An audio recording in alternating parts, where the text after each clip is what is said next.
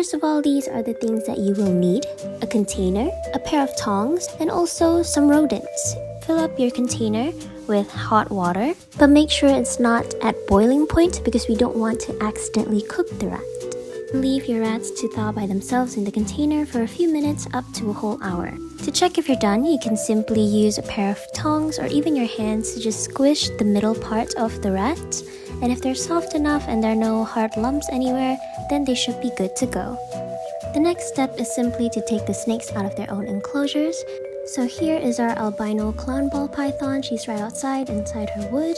All you have to do is just to take them out. Make sure to be very gentle. You can use your hands if you're handling a non-venomous snake, but if you own a more bitey or venomous snake, it's better and safer to just use a pair of snake hooks to get them out of their enclosures.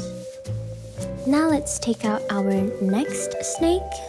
And that's our snake. So this is our pastel ball python. Let's take her out to put in her own container. So now let's take out our very last snake, and he's not underneath his hide. If you have a smaller snake, it might take a little while to find them, but I think I found our snake. He is inside of the bushes. Now this might cause a problem because we have to take apart the entire thing to get this little fella out. So as you can see, we're just moving aside all of the leaves and all of the wood to get to the snake. And this is our gold dust corn snake. So once again, just place them in the tub very gently and make sure it is properly sealed. So simply hold on to the rodent by their tails or even mid-body for more stability and place them in front of the snake so that they can see and smell it.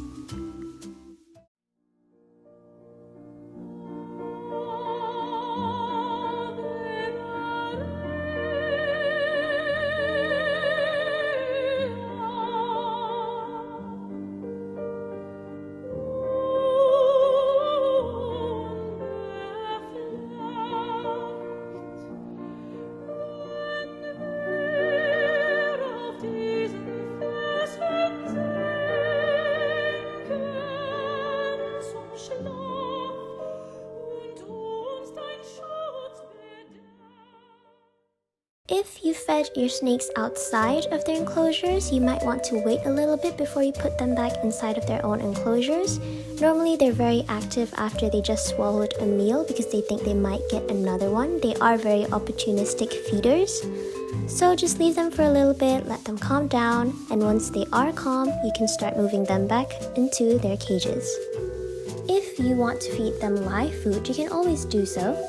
There are a few setbacks to live feeding. The first one is that you will have to actually keep live rodents inside your own house. And since snakes only eat about once a week or once every few days, you might have to keep the live rats with you for a very long time, and the problem comes with how to sustain their lives and sustain their healthiness and so forth. There is also always the risk of a live rodent carrying any parasites or any illnesses and bacteria. And there's always a possibility of them scratching or biting your snake in self-defense if they are big and strong enough. All in all, you can always choose to just have a mixed diet of both live and also frozen food for the snakes. If you want to feed them live, you can always just head to a pet store and have them feed it there, so you don't have to actually bring home a box of live rats with you. Or if it's no problem, you can always just drive up to the store every week to buy a live rodent and feed it to your snake at home.